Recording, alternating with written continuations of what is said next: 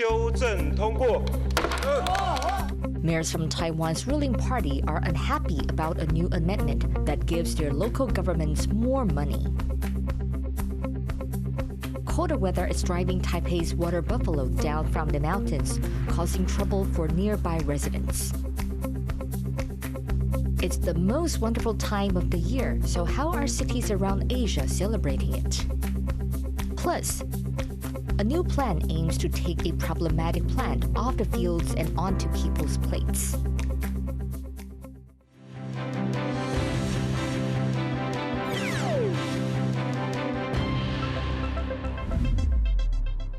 A warm welcome to TaiwanPlus News. I'm Betty Chen. The presidential office says President Lai Ching-te will sign newly passed amendments into law, but has not specified when. The President's Secretary General said that the presidential office had received the paperwork and would complete it within a 10-day deadline to promulgate bills. The bills will affect the functions of the Constitutional Court, the allocation of government revenue, and the recall process. 总统作为宪政的守护者、宪法的守护者，当然会依法公布。在什么时候在完成这个程序？目前呢，总统府在昨天下午，好像是傍晚的下午的时候，有收到这个样的这个支文，但目前还没进入到程序，所以我还没办法给委员一个明确的答案。 Pan also refused to comment on whether the executive branch, which is separate from the presidential office, would call for reviews or injunctions of the amendments. December 25th is Constitution Day in Taiwan, and this year comes as the country's constitutional court faces one of the biggest challenges in its history. On Tuesday, the legislature rejected all 7 of President Lai Ching-te's justice nominees. Thus, his new amendments are set to impact how the court functions, requiring 10 justices to hear cases and 9 to make a ruling on constitutionality. Vacancies would also have to be filled within 2 months. The court currently stands at only 8 justices, just over half of the total seats. For more on how these amendments would work with just a partial court, our reporter Tiffany Wong spoke with Dr. Yen Tu-Su, research professor at Academia Sinica. These new amendments have not yet gone into effect yet, but they were very controversial when they were passed. Do we see any other branches of government trying to put a stop to them? The very constitutionality of these amendments are questionable or are at issue at this time. And so many people are trying to figure out ways for the court to review the very constitutionality of this amendment. And now we can expect that the executive yuan might probably propose the reconsideration of this amendment in 10 days after it received the bill. But once the reconsideration process is finished, the president will probably still promulgate this amendment. But soon the controversy will go directly to the Constitutional Court, and the Constitutional Court can try to figure out ways to review the constitutionality of these amendments. But if they try to make a ruling on constitutionality with the current number of justices, only 8, that's not enough to make a ruling. Does that mean that it would just be stuck? Taiwan Constitutional Court, unfortunately, is not the only constitutional court facing this kind of challenge. So back in 2015, the Poland Constitutional Tribunal also faced this kind of attack on the Constitutional Court. And they developed a jurisprudence trying to explain why the court is not bound by this kind of rule manipulation and can still maintain its role in overseeing the constitutionality of law. But certainly we would expect lots of controversy here, and many people will just criticize the court for not following the new rules. It's quite unfortunate that the Taiwan Constitutional Court is further mired in the political controversy here, and certainly its authority will be attacked and eroded further on. On Tuesday, we saw the legislature reject all 7 of President Lai Ching-te's judicial nominees. Have we ever seen this before in the legislature? What happened with the picks there? And what can we predict going forward with Lai's next round of nominees?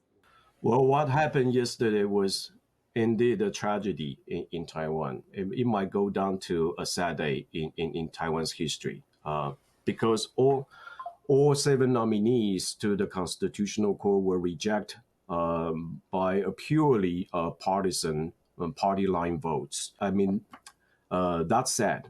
It's bad politics. It's petty politics. And all sides are playing politics. And that means that it will further politicize the judicial selection process to the court. And it will certainly affect the impartiality and the independence of the court. So President Lai already said that he regrets the result, but he will continue to nominate new justices to the court. But most of the 7 nominees he nominated last time were considered fine jurists, fine lawyers, constitutional lawyers or criminal lawyers in Taiwan. And we still have people who are qualified to sit on the court, but you might sense some hesitation among the potential nominees because once they accept the nomination, it means that they will be subject to this kind of unfair treatment by the legislator. And so I think that would be a bad for Taiwan in the long run, because it would discourage many competent, qualified jurists to serve on the court. That was Yen-Tu Su, research professor at Academia Sinica. Meanwhile, other amendments to laws on the distribution of government funding are causing deep divisions across party lines in Taiwan. Reese airs reports on what both sides are saying about how increased funding for local governments could impact the country and why some regional leaders are opposed to getting more money. Taking a stand for what they believe is right. These 5 mayors and magistrates from across Taiwan are at the ruling Democratic Progressive Party's headquarters in Taipei to denounce what they say are the opposition's evil amendments to the country's fund distribution laws, reallocating a sizable chunk of money from the central government to local units. It's a change they say will force them to make deep cuts to health, energy, welfare and defense spending, and will disproportionately affect DPP-administered areas in Taiwan's south. 这个对南部来讲是非常不公平，所以也进一步的扩大南北差距，恶化城乡差距。这个都必须把蓝绿的考量，或者是其他政治的考量，把它撇在一边，而把人民的利益做最优先的一个考量。 But the opposition Kuomintang, who, with support from Taiwan's third party, the Taiwan People's Party, hold a majority in the legislature, say the reallocation of funds is important to reward fiscally responsible local government units and support neglected rural communities around the country. 国民党我们极力争取的就是要给农民更好的生活、更好的收益。这13年来，公粮收购价格动摇。 Currently, Taiwan's central government is allocated 75% of government funds and revenue, with the remaining 25% going to the local administrations. The KMT's amendments will see a sizable shift in that ratio to roughly 65-35, representing an additional $11.5 billion in annual funds for local governments, on top of the $14.3 billion they already get. With the KMT and TPP in combined control of 16 of Taiwan's 22 local governments, there are concerns the increase in funds could be used for political gain. This means that the politicians in the local governments now are going to have significantly more resources and significantly more leeway to use that to cement their own influence. There are also going to be concerns about, in certain areas of the country, that corruption may be an issue. With Taiwan's constitutional court currently paralyzed after the opposition rejected President Lai Ching-te's nominations, judges won't be able to step in to solve any disputes either way, even if the president refuses to sign the amendments. But if the bill does get presidential approval, it could mean a total reshuffle of the general budget, an already contentious partisan issue that could see Taiwan's political stalemate roll deep into the new year. Leon Lien and Reese Ayres for TaiwanPlus. More officials are weighing in on the new government funding law, with Taiwan's National Security Council Secretary General Joseph Wu saying he expects significant defense budget cuts if it is passed. The law could see the defense budget cut by up to 28%. Wu says that a drastic budget cut would be detrimental to Taiwan's defense capabilities and would send the wrong message to the international community about Taiwan's commitment to self-defense. Taiwan's leading defense research organization has revealed a new set of drone simulation systems. The Zhongshan Institute's innovations help train defense personnel in operating various types of uncrewed aircraft. They've also incorporated AI that can analyze images gathered by the drones in real time.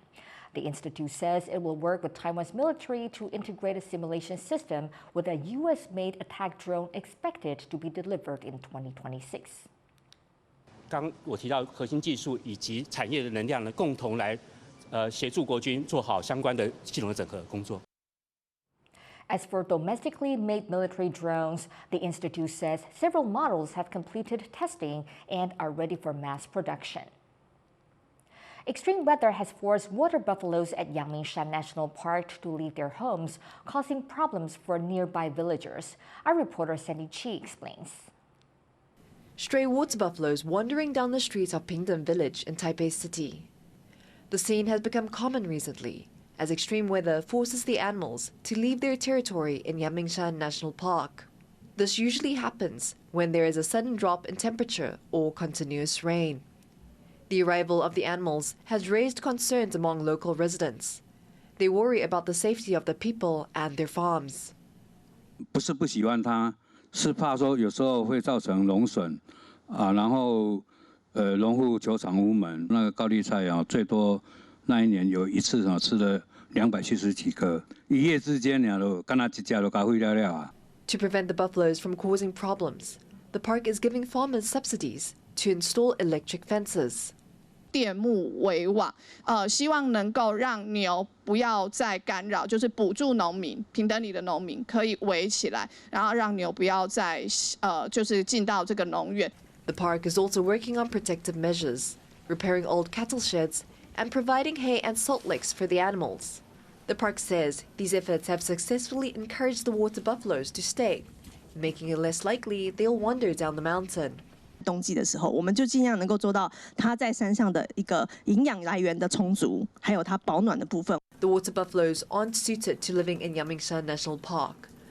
Farmers brought them there in the 1900s to graze during fallow periods, and now experts are working to find them a better home. Until then, the park can only do so much to encourage its water buffaloes to be good neighbors to the local residents. Chris Ma and Sunny Chi for TaiwanPlus. Christmas festivities have been suspended in the historic city of Bethlehem this year as Israel's attack on Gaza continues. In a Christian tradition, the city of Bethlehem, located in the occupied West Bank, is the birthplace of Jesus. For thousands of years, pilgrims have flocked to the city's Church of the Nativity for the holiday. But this year, the streets and church remain dark as the majority Palestinian population mourns for the tens of thousands killed in Gaza over the past year. Christmas celebrations are going on across Asia with massive parties, Christmas markets and lights, and also even a Santa diving with penguins. Cadence Granta reports.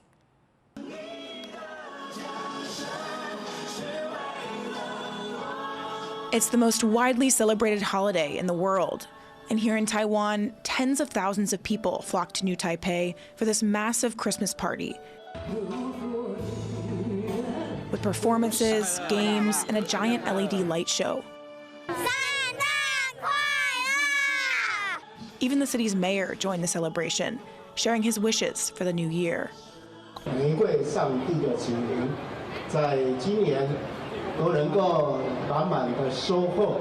我们更期待明年在大家的祝福底下，新北市会越来越好。 Across Asia, where the Philippines and East Timor are the only predominantly Christian countries, Christmas, which marks the birth of Jesus Christ, has been widely commercialized. And while many don't celebrate the holiday for religious reasons, they still join in on holiday traditions. Leading the festivities, the Philippine capital Manila is festooned with decor as early as September, as the country celebrates the longest Christmas season in the world.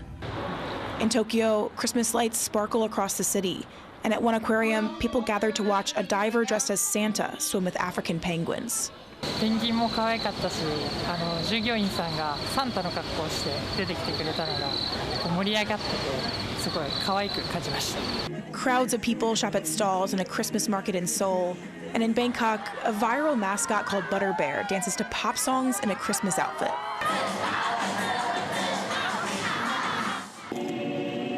In Beijing, hundreds of Catholics attended a Christmas Eve Mass as police stood outside. Christianity has been suppressed in China, with the demolition of churches and persecution of priests, as the Chinese Communist Party aims to control religious groups, fearing they may challenge the CCP's authority. Still, people crowded into Christmas markets in Shanghai, complete with mulled wine and a merry-go-round. Whether people celebrate it religiously or join in just for the fun and tradition of it all, the Christmas spirit can be felt across Asia, a reason to end the year with hope and cheer. Alex Chen and Cadence Kurata for TaiwanPlus. Coming up after the break, 4 decorated officers in central Taiwan are retiring at a ripe old age of 7. Stay tuned.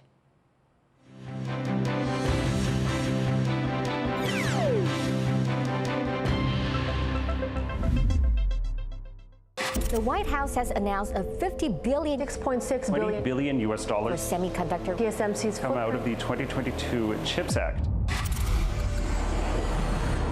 I want competition with China, not conflict. Taiwan punches above its weight when it comes to creating chips. The entire world has great interest in keeping Taiwan's chip industry functional. So the silicon shield that supposedly has been protecting Taiwan, is there a silicon shield? We take an exclusive look inside one of the 7 chip design firms picked to make India a semiconductor giant. How many years the TSMC can still maintain its competitive edge? People here in Japan are calling it the TSMC shock. Why is Japan so eager to restore its past glory? What do you see as the next big shift in the semiconductor industry? Taiwan's take on global headlines. All that matters, TaiwanPlus.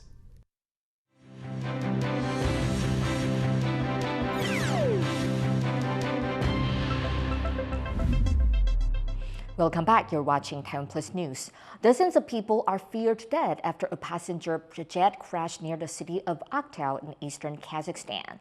The plane was carrying 67 people from Azerbaijan's capital city of Baku to Russia's southern city of Grozny. At least 28 people survived and are being treated in hospital. Preliminary reports say the plane changed its flight path because of heavy fog in Grozny before trying to make an emergency landing. An investigation into the cause of the crash is ongoing. 75 people have died of the flu in Taiwan since October, a 10-year high.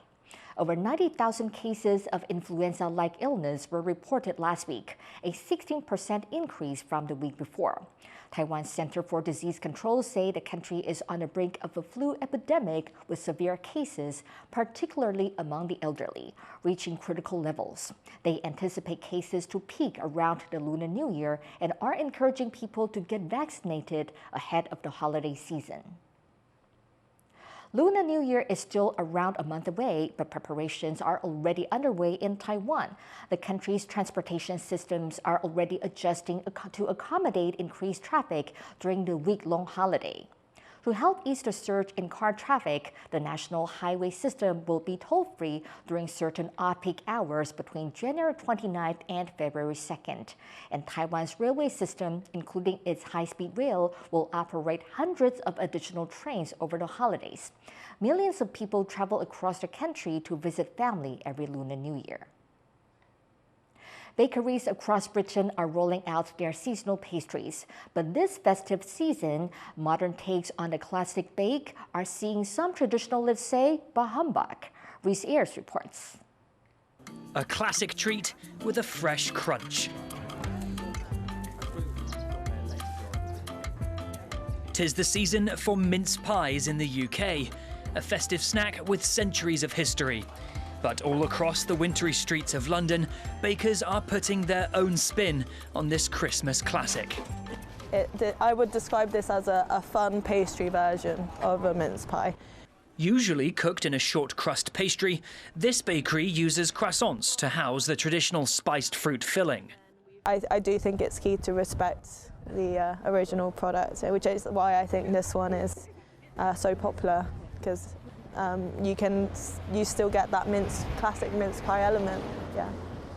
And some customers are embracing the change. A little bit more buttery, less traditional, but yeah, it's quite unique. From Islington to Notting Hill, bakeries across London are experimenting with ways to modernise the good old mince pie. But others prefer to keep things traditional. If you're going to do some sort of English traditional things like, I don't know, hot cross bun or a mince pie, you should keep it classic and just like slightly vary it to make it how you would like to eat it. And after over 200 years in the business, Dunn's Bakery has barely strayed from the original recipe. I think if your mince pie is good enough, you don't need to come up with gimmicks to make people want to buy it. But recipes have evolved over the years. This is a 17th century mince pie recipe. The word meat used to mean food in general, and mince pies used to contain minced veal. But over time, most recipes dropped the meat in favour of more fruit, though many modern-day recipes do still contain animal fat. Historians say it's natural for food culture to develop. The veal in particular and also the lamb are quite shocking to a modern audience. And I think that perhaps in 400 years the salted caramel will be just as shocking to an audience of the future. I think just food changes over time, right? And that's one of the things that's great about food culture, especially in a city like London. For consumers, both old and new versions remain popular, with the mince pie still a staple in bakeries and homes throughout the British Christmas season, whatever form it takes. Klein Wang and Rhys Ayres for TaiwanPlus. An invasive vine species has been threatening Taiwan's native plant life.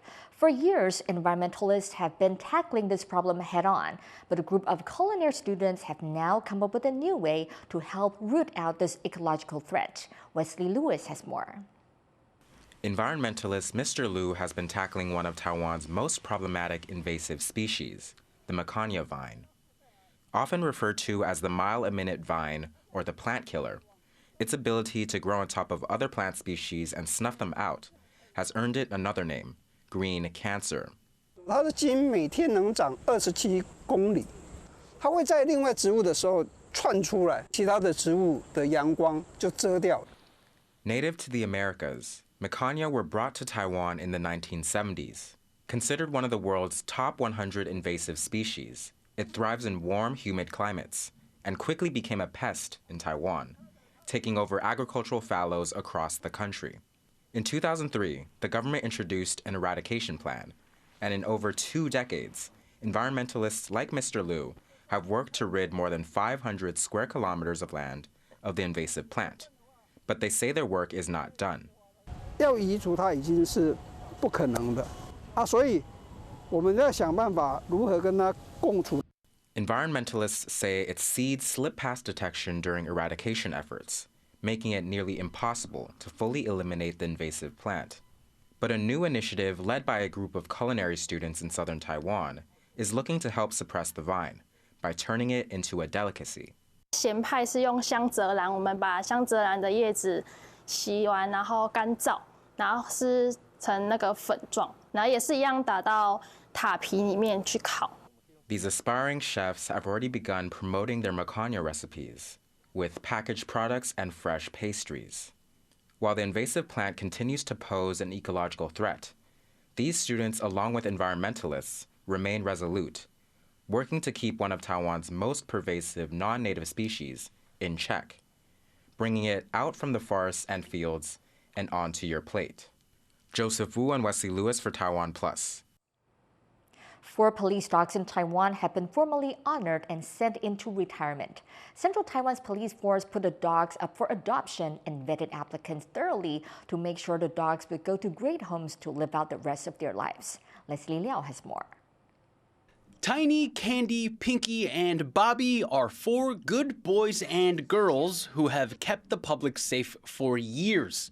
People may not know it, but these dogs and their nimble noses have done everything from patrolling the streets to sniffing for contraband. After an illustrious career in public service, they're being let go. Not because of poor performance, but because they've reached the ripe old retirement age of 7. The 4 dogs were put up for adoption. But because of their good work, their handlers went out of the way to make sure that they were going to good homes. Close to 100 people applied to take the dogs. 总面积的话是700平，就是一个院子，让他们能够快乐。 At their honors ceremony, the dogs were presented with hordes of new toys, treats, and goodies, all so they can focus on enjoying their retirement instead of taking a bite out of crime. Eason Pan and Leslie Liao for TaiwanPlus. Thank you for watching TaiwanPlus News. You can visit the TaiwanPlus website or follow our social media for more stories from Taiwan and around the world. Finally, we take you to Notre Dame in Paris for the first Christmas Mass since its reopening a few weeks ago. I'm Betty Chen. Take care and see you next time.